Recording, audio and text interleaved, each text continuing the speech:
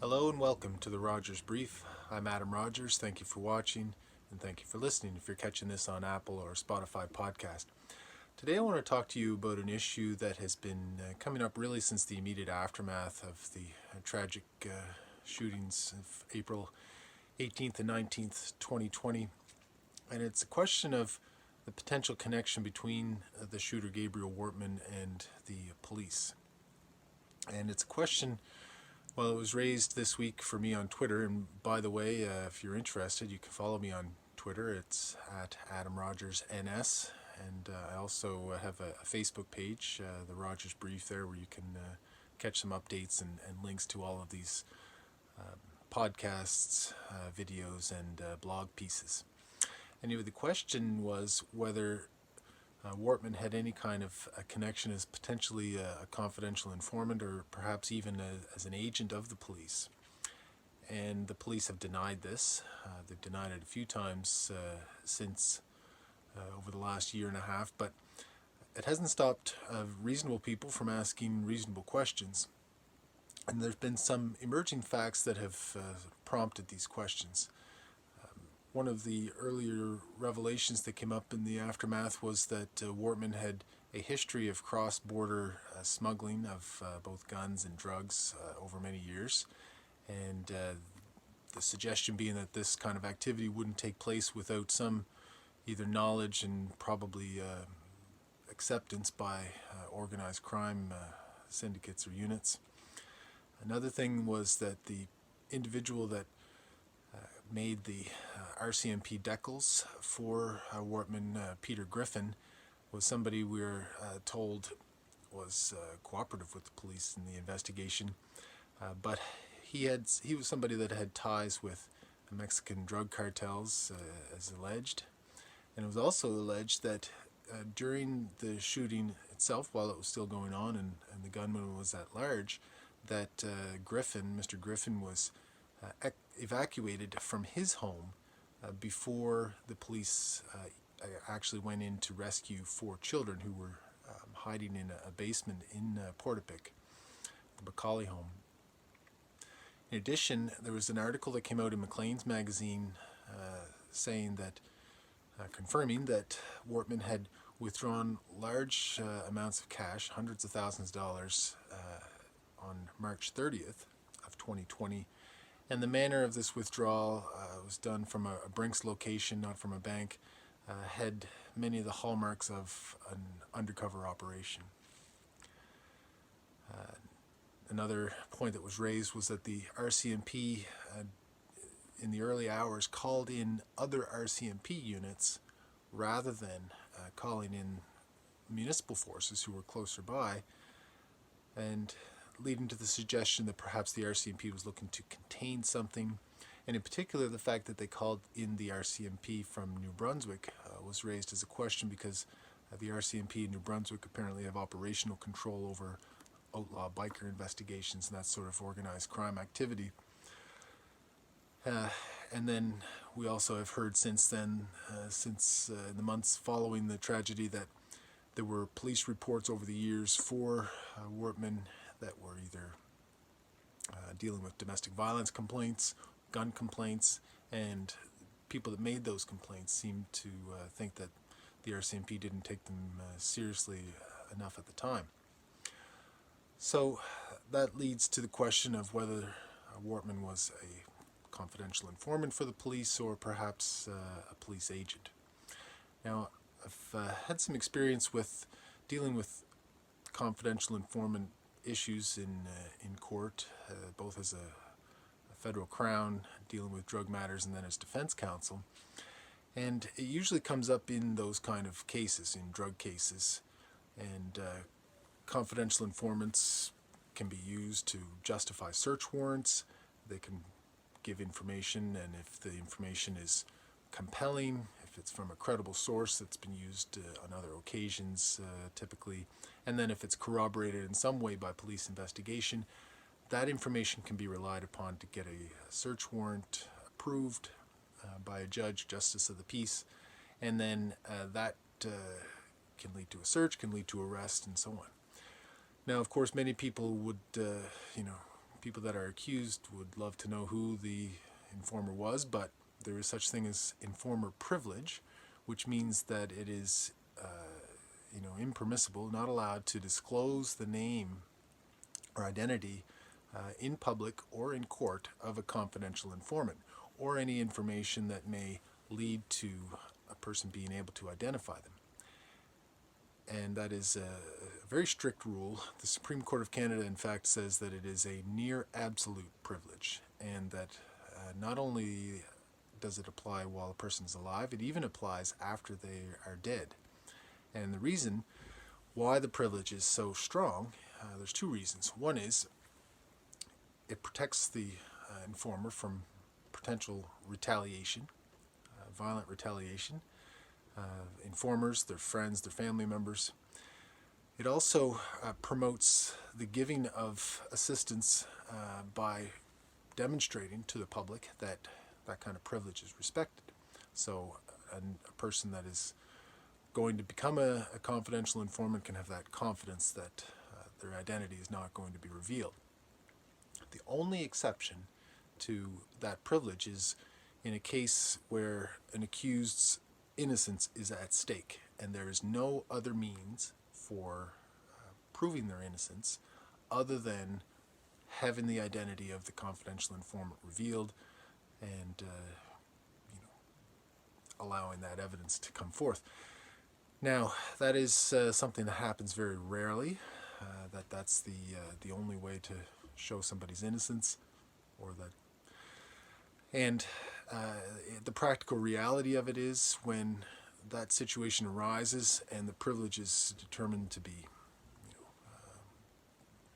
there's an exception because the innocence at stake exception applies. What happens there is that the Crown withdraws the charge rather than reveal the source. Now, that works in a criminal trial, but there's a complication here because we're in an inquiry situation and we cannot just call off the Mass Casualty Commission if it were to be revealed that Wortman was a confidential informant. Now, we look at the two justifications for informer privilege, and they don't really seem to apply as much here either. Of course, Wortman himself is dead, so there's no need to protect him. And I would suggest as well that the second justification doesn't apply here either, because the second justification is to promote to the public that, when you give assistance to the police, your identity will be protected. Well, let's say if it would be okay for the public to know that if you are a confidential informant, yet go on to commit these atrocities, murders, especially mass murders, that you'll be exposed. And I don't think that's an unfair standard. Now, in the United States, it's treated a little differently, and there's some jurisprudence down there that says if there's a confidential informant and there's some question about the identity and it could be relevant to the defense, that there's some discretion with the trial judge to reveal the information, reveal the identity. Now, that has not been adopted yet in Canadian criminal jurisprudence, but as I'll talk about, an inquiry scenario is different, and the framework doesn't quite apply as neatly to an inquiry scenario. The other key distinction is the distinction between a confidential informant and a police agent. Now, it's one thing for somebody to reveal, to have seen a criminal activity taking place and of their own accord decide to go talk to the police. It's another thing entirely if the police direct that activity, if the police, come up with a plan to say, think of a jailhouse confession if you're in a jail cell and the police send somebody in to try to get information from you. Well, that's different. That is, in effect, think of it from the perspective of the defendant. You tell somebody you did something, or if you invite them into your house and you sell them drugs, well, that's your own fault, and your rights aren't really being violated that way. But if the state sends somebody in, if the police send somebody in to talk to you and try to induce you to reveal things, well, that's different, and you're constitutional, your charter right to silence would be engaged there. So it is different, and so a confidential informant's identity is protected. A police agent's identity is not protected, and that can be revealed. So that is a very important distinction. If Wortman was a police agent doing things at the behest of the police of the RCMP, then his identity can be revealed. Now, the inquiry context, as I mentioned, is also very important. I want to read something. This is from the conduct of public inquiries. This is a textbook by Ed Ratushny, Professor Ratushny of the University of Ottawa, Faculty of Law. This is really the only textbook in Canadian inquiry law. And he quotes from Lord Justice Salmon of Great Britain, Royal Commission on Tribunals of Inquiry from 1966. The quote goes as follows. It says, "It is of the greatest importance that hearings before a tribunal of inquiry should be held in public. It is only when the public is present that the public will have complete confidence that everything possible has been done for the purpose of arriving at the truth. When there is a crisis of public confidence about the alleged misconduct of persons in high places, the public naturally distrusts any investigation carried out behind closed doors. Investigations so conducted will always tend to promote the suspicion, however unjustified, that they are not being conducted sufficiently vigorously and thoroughly, or that something is being hushed up.